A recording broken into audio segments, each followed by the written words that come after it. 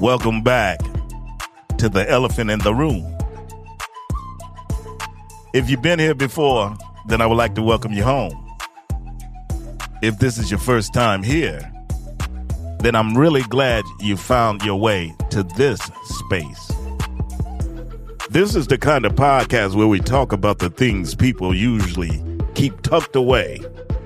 The struggles, the doubts, the hard questions, and the uncomfortable truths that church culture doesn't always make room for.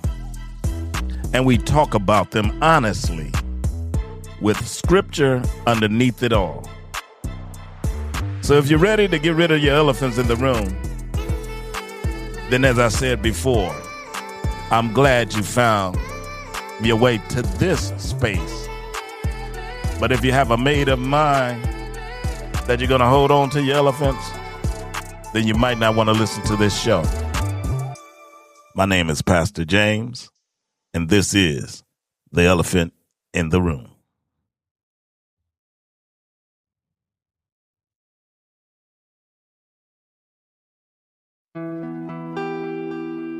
Good evening, everybody. How you doing? This is Pastor James, and this is The Elephant in the Room. You know, over the last few days, I've been paying real close attention to the eyes of the people that I have been seeing. And it's getting to the point to where a lot of times people are refusing to acknowledge you or make eye contact. You can see them. When you look at them, they look a little downtrodden, worried. You can see the hurried anxiety in their bodies. All these things you can see physically and spiritually. You know, over the last few episodes, I've been talking about the administration and the economy, and I am still there, but in a different light. You know, we know what's going on with our economy, and it don't look like nothing is going to change no time soon. But today I want to step away from the policy debates and the Washington arguments. And I want to talk about what happens inside our homes when the money runs out. Because when prices stay high and paychecks don't stretch, the strain does not just show up on a bank statement. It shows up in our sleep, if you're getting any sleep. The strain, it shows up in our marriages. And it definitely shows up in our minds. People are walking around every day with a quiet, constant panic, trying to figure out how they're going to keep the lights on, keep food on the table, and keep their dignity intact. And the worst part is the silence. Most people won't say a word to their neighbors. Trust me, I know. Their friends or even the people closest to them, because they feel ashamed. But when that kind of pressure gets bottled up with nowhere to go, it can push good people into some very dangerous places.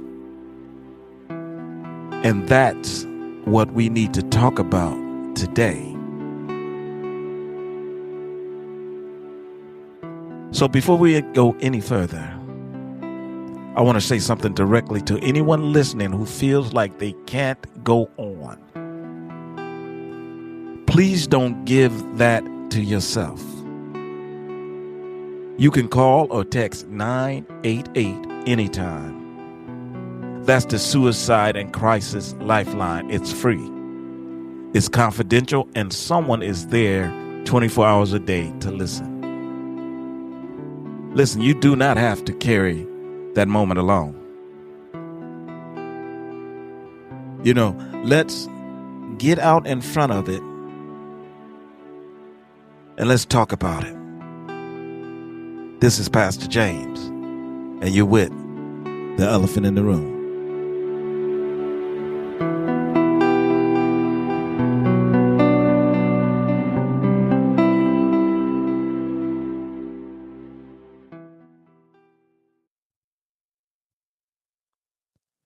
There has definitely been some things going on, and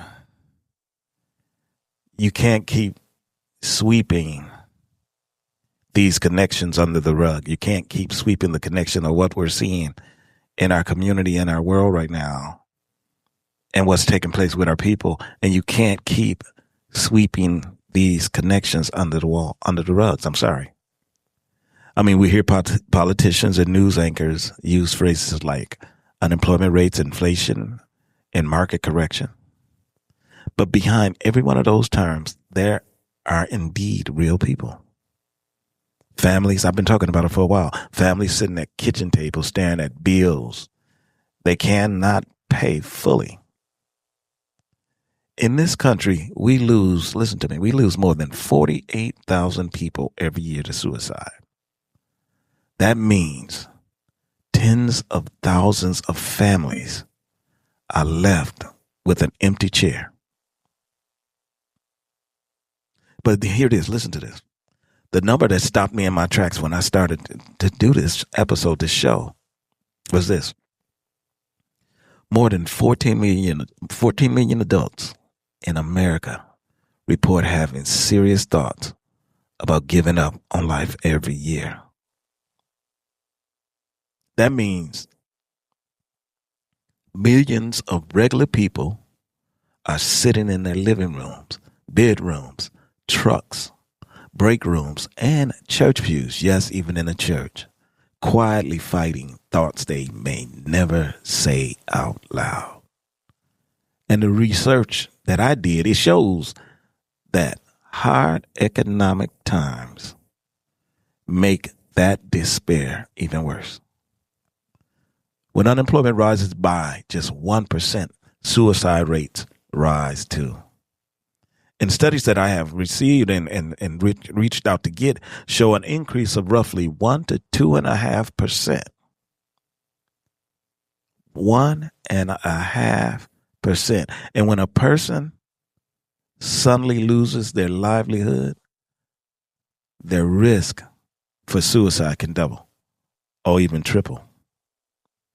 And guess who get hit the hardest? Us men. The pressure hit us the hardest, especially hard because we, believe it or not, we men make up almost 80% of suicide death in this country. That's 4 out of 5. 4 out of 5 of us are committing suicide or considering committing suicide because of the economic pressure that is on us to be able to hold up the walls to our homes. I don't know about you, but a lot of us were raised to believe that our value is tied to our ability to provide. My father, Pastor James E. Alexander Sr., I watched him getting up Monday through Saturday. Sometimes he had to work weekends, getting up early in the morning and going to work because he knew if he didn't do it, his family wouldn't be able to make ends meet. As men, we are supposed to take the hits, carry the weight, and never show a crack. I remember my father told me one time, and I've since thought of it and changed my thinking, but he told me one time that men never cry. We never show emotions.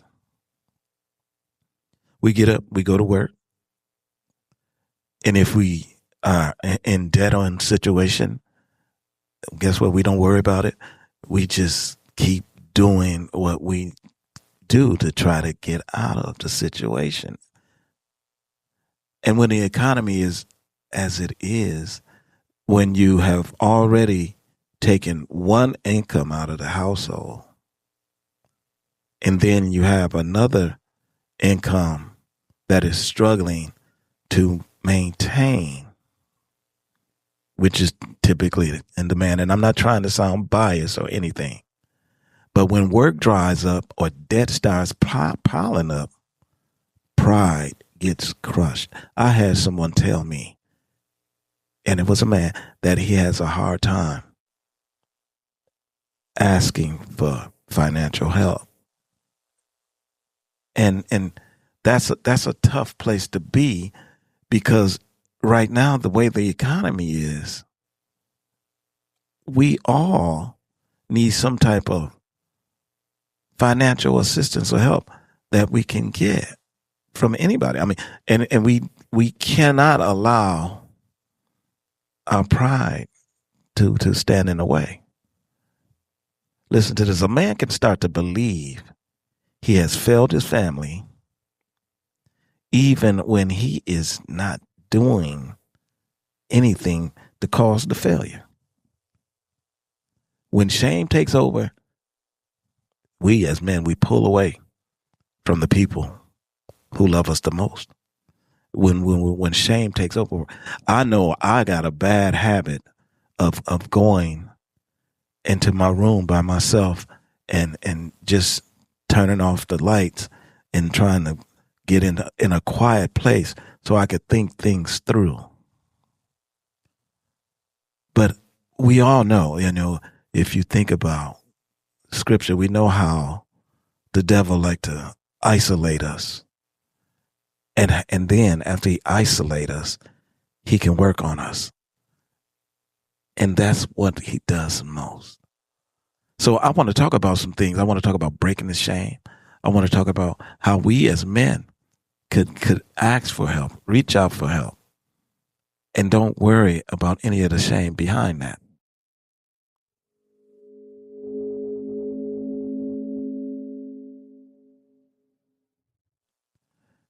When you pull away, your mind can start telling you a story that is simply not true. You start believing that everybody else has it together. That's a lot of times we look at the person across the street and we just assume that they got it together. You, in your mind, is the only one failing or falling behind. But listen to me clearly. You did not cause, and I want to make this perfectly clear to you. You did not cause this economic climate. And I'm today I'm talking to our men, but I'm also talking to our women, because we are all going through this together. And the economic climate that we're dealing with, we didn't create. You did not write the policies. You did not drive up the prices on basic necessities. And you indeed are not the only one feeling the squeeze. Don't think that you're the only person that's feeling the squeeze. This is a storm hitting millions and millions of regular households at the same time. Having bills paid past due. My wife was working on the bills over the weekend, and she tried to pay the bills every other week because she get paid bi-weekly. I get paid once a month. And once I basically do what I'm going to do, my resources is nil. And that as a man, just what I was talking about previously, it weighs on me constantly. It weighs on me constantly. Although I take care of the big brunt of things and we don't have nothing past due, it weighs on me continuously. I'm always thinking that there's more that I should be doing. Listen, though, having bills past due does not make you a failure as a man or a woman or a parent or a human being. A bank account is a tool, and it can help you get through the week. Listen, but it does not measure your soul. It doesn't measure your character. It does not measure your value. It doesn't measure anything. The danger comes when embarrassment keeps us quiet. That's when that's when we're in the danger zone. Is when we fear that things is lined up against us, and then we lock ourselves inside our own head. These things, and then all of a sudden we got all this noise in our head. It grows louder and louder and louder. And it can make a very temporary financial crisis feel like a permanent dead end. And that is why silence is not the answer. We cannot be silent and think to ourselves about how to get out of this situation. Because the more we harbor that thing inside of us by ourselves, the bigger that thing can grow. And then as it continues to grow, and now we got a major, major, major problem.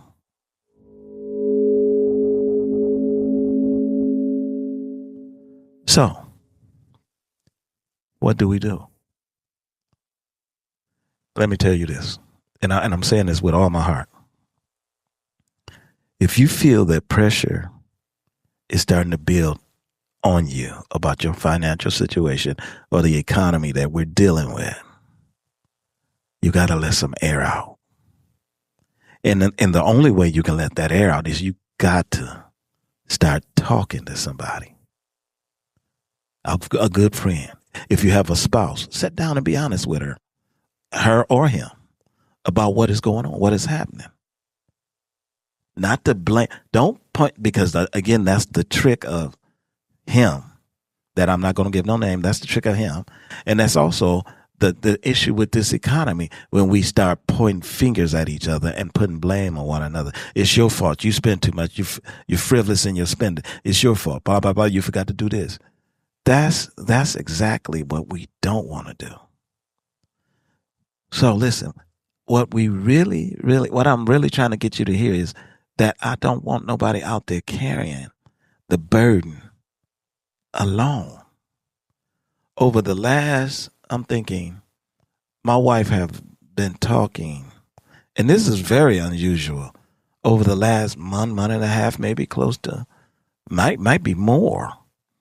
But she have been talking to women, I believe it's 3 women from the ages of 65 through, I believe, the mid 40-ish. And we're not, again, respecting their privacy. We're not going to call anybody names out, but they're dealing with these financial crises they're going through financially. But if you do not reach out and talk to somebody, then the situation, it snowballs. You start thinking about who has the power, and it is not in your mind most time to come up. It's not you. You say, I don't have the power. But listen to me, and I'm very passionate about this. If you start to feel like you're powerless in this situation, you don't have nobody to talk to, and you want to step away from the whole situation by just closing your eyes, then listen. Do me this great big, do Pastor James this great big favor. Dial 211 from anywhere, no matter where you at. You can dial 211, and it will connect you with local programs that help with food, that help with rent, that help with utility bills, and anything else that you need. Just dial 211. That help right there is there for hardworking people going through a rough patch. So don't let pride keep you from accepting a helping hand. And third, if the thoughts ever turn toward harming yourself, stop and dial this number, 988. If you ever think about, I remember when I try to keep my own personal stuff out of it. But as I said before, when I'm preaching, a lot of times I'm talking about James Jr. Sometimes some people be out there in the audience and they think that I'm talking about them, but in reality, I'm talking about me. So if you're thinking about harming yourself, that is definitely something that we can't tolerate. Dial 988. Don't face this situation all by yourself. Make the call. Send a text. Let someone stay with you through the moments. Let somebody stay with you through the moments. Because, as I said before, if you isolate yourself, it gets worse. The voice gets louder and louder. So before we close, I want to leave you with something steady to hold on to. In Matthew chapter 11, verse 28, Jesus says this: "Come to me, all you who are weary and burdened, and I will give you rest." Now notice what he does not say. He does not say, "Come when everything is fixed." He does not say, "Come when the bills are paid." He does not say, "Come when the pressure is gone and you have it all figured out." What he says is, "Come when you are weary, when you are completely exhausted, weary and tired. Come when you are burdened. Come when the load is heavy." So here's the thought that I want to leave you with to carry for the week. Listen to me. It is all right to be tired, but do not quit. You do not have to solve the next 6 months by tomorrow morning. Just take the next right step today. Make the call. Have the conversation.